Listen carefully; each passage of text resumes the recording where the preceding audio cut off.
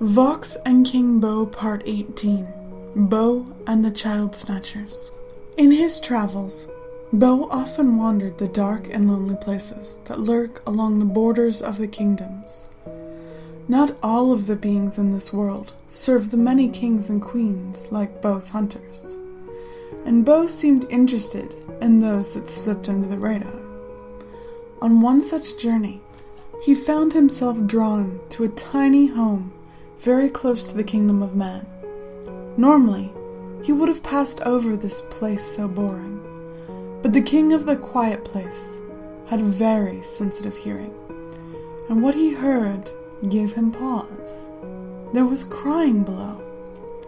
The house was much like a human house, though slightly larger. It looked comfortable and inviting, and in the middle of the featureless, constant twilight, it was an island of light. He approached the door with confidence, for as you all know by now, he was never afraid, and found himself met by a woman.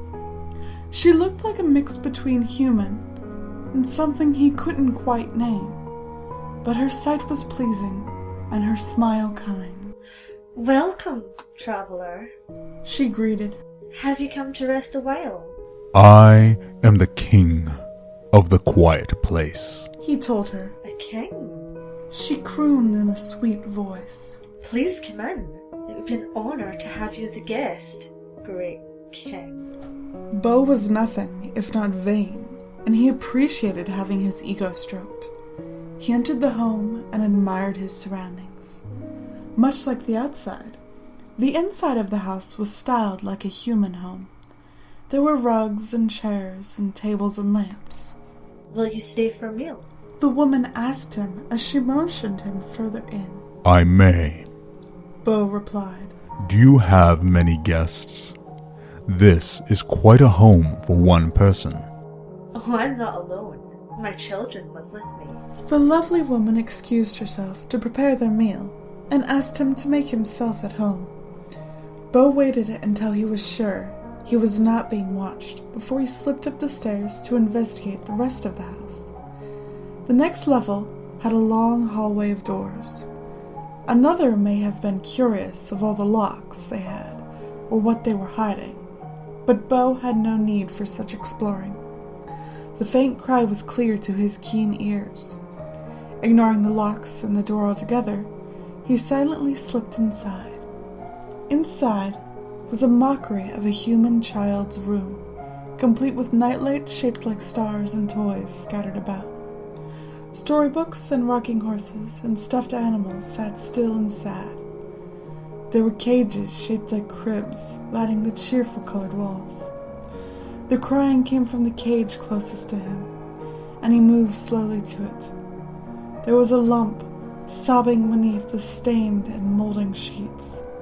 Beau leaned over and moved his face closer to the bar.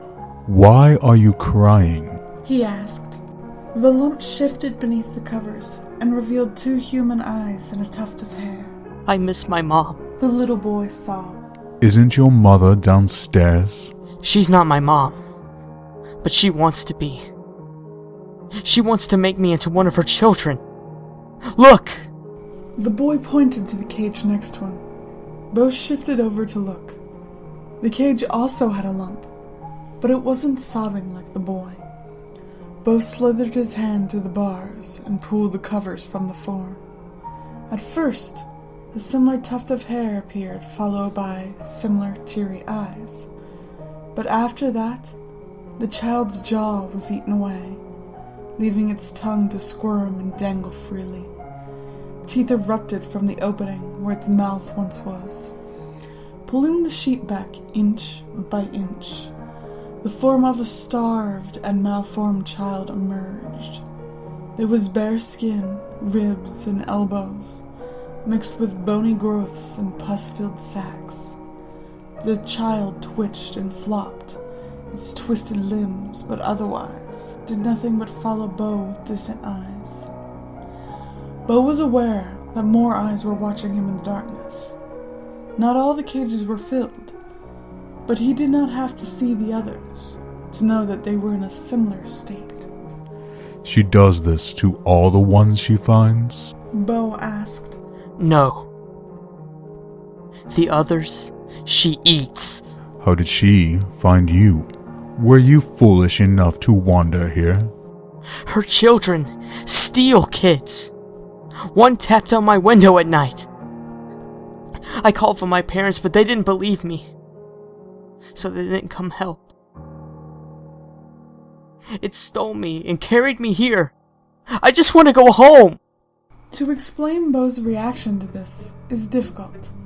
He later insisted that he felt no sympathy for the pitiful creatures locked in the cages and forced to become the monster woman's spawn. No. What caused Beau to leave the room and march back down the stairs was more about instinct. Beau had stumbled upon another apex predator trying to steal some of his prey. He recognized that she was skilled and clearly had been working at this for some time.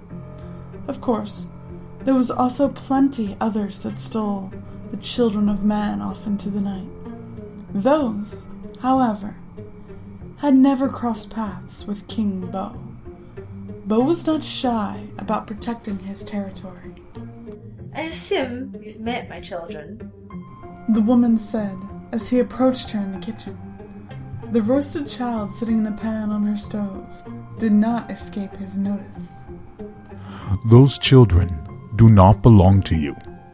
You have taken voices that could have been mine. I will not allow this.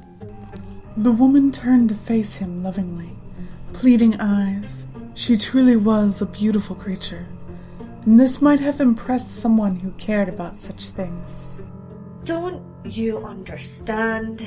It is so lonely here. I only wanted to have children and be loved. Please, will you not have mercy on a pitiful soul such as I? Great King, what of my beloved children? Must they grow without a mother? That is not my concern. Beau responded calmly. She sighed. You are a heartless creature. A mother must protect her young. With that, her lovely lips split open down the middle, and a piercing tongue shot out towards his face. Beau dodged the blow and caught the tongue, yanking hard in an effort to rip it out. A limb she had not displayed before whipped out to bat him away. They fought viciously against one another, and the cries of both human child and the spawn of the monster floated down to them through the halls. Ha! Do you hear them? The woman monster hissed from a corner near the ceiling. My children call to me. I may fill you with my eggs and make them lots of brothers and sisters. When I am finished with you, I will kill all of them as well. Beau promised. In her rage, the woman monster flew at him, but Beau had a plan. Like so many child eaters, the woman monster had a very large oven, and like so many child eaters, the oven would be her tomb.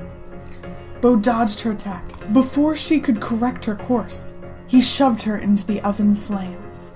The monster screamed and yelled, but the door was plenty strong and held fast. Beau grinned at her through the window. Do not be sad. I will bring your children to you. Then you will never be lonely again. One by one, Beau took the spawn of the monster from their cages and threw them into the oven with their mother.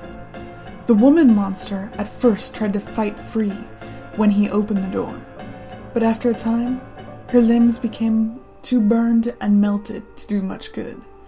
The oven became quite full, but the fires burned hot and the creatures were strong.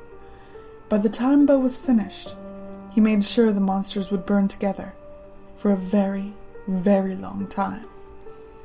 All that was left was the child, the boy who had not yet been infected by the woman. He had only been locked in the cage for a few days. Beau unlocked the cage and released him. Are you gonna rescue me now? The boy asked, hopeful, yet still frightened of the king. I can take you back to your home, but I require payment. Beau asked. The little boy was desperate and agreed. When his parents found him back in his bedroom, safe and sound, they wept with joy over the return of their son. Yet, when they asked him what had happened, no sound came from the child. The boy had returned to the world he belonged to, and Beau had a brand new voice for his collection.